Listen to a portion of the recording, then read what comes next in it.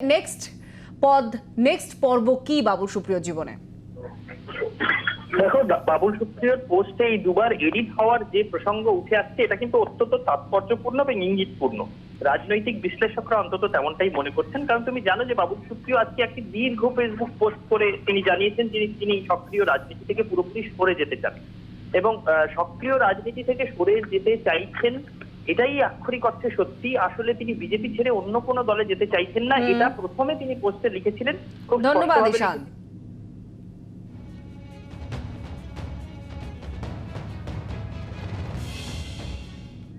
রাজনীতি থেকে আলবিদার ঘোষণা করেছেন বাবুল সুপ্রিয়। নাটকীয় পরিস্থিতিতে সাংসদ পদ থেকেও ইস্তফার ঘোষণা করেছেন দুবারের বিজেপি সাংসদ, প্রাক্তন কেন্দ্রীয় প্রতিমন্ত্রীও ছিলেন।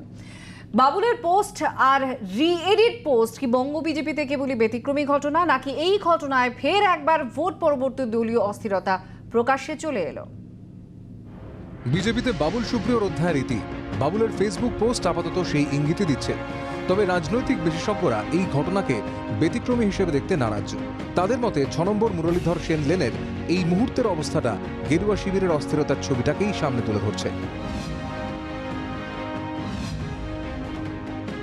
21-এর নির্বাচনী প্রচার, একদিকে 200 পার করার কনফিডেন্স, অন্যদিকে ঝাঁকে ঝাঁকে বিজেপি যোগদানের রমরমা। প্রত্যাশার ফানুসটা চুপসে গেল 2রা মে। সমস্ত আশা আকাঙ্ক্ষা বুদবুদের মতো উড়ে গেল নিমেষে। যে তৃণমূল ঘর সামলাতে ব্যস্ত ছিল, সেই তৃণমূলেই ফিরতে লাগলেন অনেকে ওয়েটিং লিস্টে, অনেকে বললেন ভুল হয়েছে বিজেপিতে গিয়ে। আর বিজেপি ঘরকে অট্টালিকা বানানোর স্বপ্নকে দূরে রেখে ব্যস্ত হতে হলো ঘর সামলাতে। বাবুলের ইস্তফার ইচ্ছা প্রকাশ কি বঙ্গ বিজেপির টালমাটাল অবস্থাকে আরো প্রকাশ্যে নিয়ে এলো? বিধানসভার ফলের পর থেকে বিজেপির অভ্যন্তরীণ দ্বন্দ্ব কি আরো প্রকট হয়ে চলেছে? এখানেই উঠে আসছে আরো এক সম্ভাবনা। ঝাঁকে ঝাঁকে নেতাদের দলে নিয়ে কতটা লাভ হয়েছে তা নিয়ে দলের অভ্যন্তরে আলোচনার তুঙ্গে। এই আবহে বাবুলকে মন্ত্রিত্ব থেকে সরিয়ে দিয়ে বঙ্গ বিজেপির প্রতি বার্তা দেওয়া হয়, আর তা থেকেই এই আলবিদা সংস্করণ বলেও মনে করছেন অনেকে। ভোটের ফল থেকে শিক্ষা নিয়ে বিজেপি উঠতি নেতাদের উপর আস্থা কমাচ্ছে। মন্ত্রিত্ব পদ হারানোর পর বাবুলের ক্ষোভ প্রশমনে সে কারণেই কি কোনো ভূমিকা নেয়নি বঙ্গ বিজেপি? জাতীয় স্তরে ডালপালা বিস্তারের লক্ষ্যে মরিয়া তৃণমূল। রাজ্যের গণ্ডি ছাড়িয়ে দেশের আরও রাজ্যে ঘাসফুলকে ছড়িয়ে দিতে বিজেপির ওপর চাপ বাড়াতে সচেষ্ট মমতা। সেই লক্ষ্যেই 24-এর লোকসভাকে পাখির চোখ করেছেন তিনি। এই পরিস্থিতির মধ্যে পাল্টা মমতাকে কতটা চ্যালেঞ্জ দিতে পারবে বঙ্গ বিজেপি, সেই প্রশ্নই তুলছেন পর্যবেক্ষকদের একাংশ। ব্যুরো রিপোর্ট, জি24 ঘন্টা। বাবুল সুপ্রিয় এই ফেসবুক পোস্ট এবং তা নিয়ে আমরা আরো কথা বলে নেবো। এই মুহূর্তে দিল্লি থেকে রয়েছেন আমাদের প্রতিনিধি জ্যোতির্ময় কর্মকার। জ্যোতির্ময়, যেভাবে আমরা এই পোস্ট দেখলাম, দুবার এডিট করা হয়েছে এবং দ্বিতীয়বারটা অত্যন্ত তাৎপর্যপূর্ণ, কারণ প্রথমে তিনি লিখেছিলেন যে কোনো দলেই তিনি যাচ্ছেন না, সিপিএম, তৃণমূল বা কংগ্রেস কোনো জায়গা থেকেই তাকে ডাকা হয়নি, কিন্তু পরবর্তীতে সেই লাইনটি তিনি মুছে দিয়েছেন। পরবর্তী পদক্ষেপ কি হতে চলেছে, ভবিষ্যৎ কি হতে চলেছে বাবুল সুপ্রিয়র? নিশ্চিতভাবে একটা জল্পনা রয়ে যাচ্ছে। একদমই, দেখো, তিনি ইচ্ছাকৃতভাবেই হয়তো তিনি জল্পনা দিয়ে রেখেছেন এবং কয়েকটি বিষয় নিয়ে ইতিমধ্যেই রাজনৈতিক মহলে আলোচনা শুরু হয়ে গিয়েছে। তিনি সাংসদ পদ থেকে তিনি ইস্তফা দিচ্ছেন, তিনি সক্রিয় রাজনীতি থেকে তিনি সরে দাঁড়াচ্ছেন, বিজেপি থেকে তিনি সরে যাচ্ছেন। তিনি অমিত শাহর কাছে গিয়েছিলেন, জেপি নাড্ডার কাছে গিয়েছিলেন, তাদের কাছে গিয়ে তিনি ইস্তফার ইচ্ছা প্রকাশ করেন, কিন্তু তারা তার সেই ইস্তফার ইচ্ছা গ্রহণ করেননি বা সেটা গৃহীত হয়নি এবং সেই কারণের জন্য তিনি ফেসবুকে লিখতে বাধ্য হচ্ছেন। এই বার্তা কেন্দ্রীয় নেতৃত্বের প্রতি, কিন্তু তিনি ইচ্ছাকৃতভাবেই বাংলায় লিখেছেন, অর্থাৎ কোথাও একটা পরোক্ষ বার্তা কোথাও দেওয়ার চেষ্টা চলছে, এমনটাই কিন্তু রাজনৈতিক মহল মনে করছে।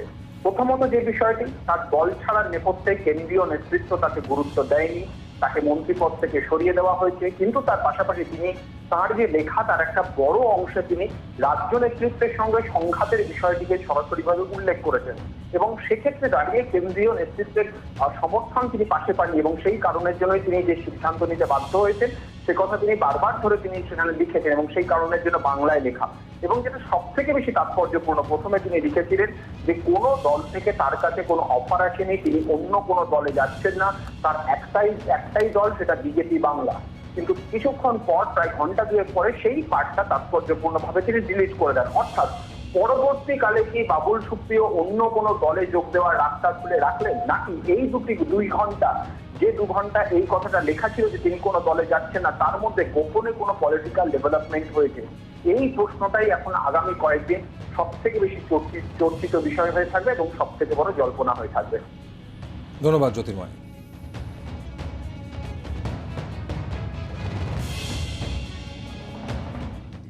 দিল্লি থেকে ফিরেছেন মমতা বন্দ্যোপাধ্যায়। ফেরার দিনে দিল্লি যাত্রার রোড ম্যাপ জানিয়েছেন নেত্রী। 2 মাসে একবার দিল্লি যাবেন বলে জানিয়েছিলেন মমতা বন্দ্যোপাধ্যায় এবং জাতীয় স্তরে ডালপালা বিস্তারের এই সক্রিয়তাকে ভোঁতা করতে পাল্টা আসনে নেমে পড়েছে বিজেপি। চুপ নেই ঘাসফুল শিবিরও। हमने सोचा कि 2 महीना का अंदर एक बार आएंगे।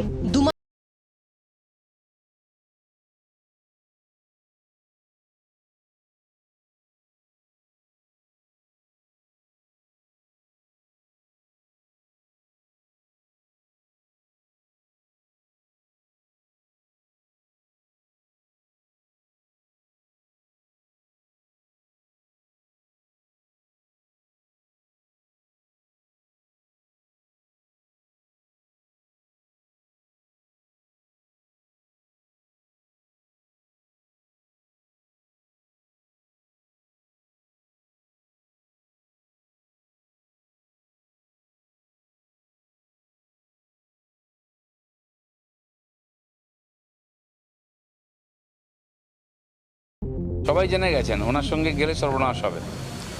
পশ্চিমবাংলায় কংগ্রেসের অস্তিত্বের ব্যাপার আছে, তাই চাইছেন ওনারা হয়তো আগামী ইলেকশনে সমঝোতা করে 2টো সিট বাঁচিয়ে রাখবেন, নাহলে সিপিএমের মতো হবে, বিধানসভাও খালি লোকসভাও খালি।